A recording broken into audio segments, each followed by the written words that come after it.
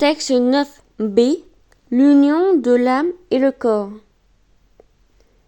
Et premièrement, il n'y a point de doute que tout ce que la nature m'enseigne contient quelque vérité. Car par la nature, considérée en général, je n'entends maintenant autre chose que Dieu même, ou bien l'ordre et la disposition que Dieu a établis dans les choses créées, et par ma nature en particulier, je n'entends autre chose que la complexion ou l'assemblage de toutes les choses que Dieu m'a données. Or, il n'y a rien que cette nature m'enseigne plus expressément, ni plus sensiblement, sinon que j'ai un corps qui est mal disposé quand je sens de la douleur, qui a besoin de manger ou de boire quand j'ai les sentiments de la faim et de la soif, etc. Et partant, je ne dois aucunement douter qu'il n'y ait en cela quelque vérité.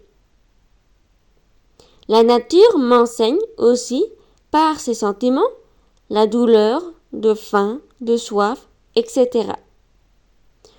Que je ne suis pas seulement logé dans mon corps, ainsi qu'un pilote en son navire, mais, outre cela, que je lui suis conjoint très étroitement, et tellement confondu et mêlé que je compose comme un seul tout avec lui. Car, si cela n'était, lorsque mon cœur est blessé, je ne sentirais pas pour cela de la douleur. Moi, qui ne suis qu'une chose qui pense, mais j'apercevrais cette blessure par la seule entendement, comme un pilote aperçoit par la vue si quelque chose se rompt dans son vaisseau. Et lorsque mon corps a besoin de boire ou de manger, je connaîtrai simplement cela, même sans en être averti par des sentiments confus de faim et de soif.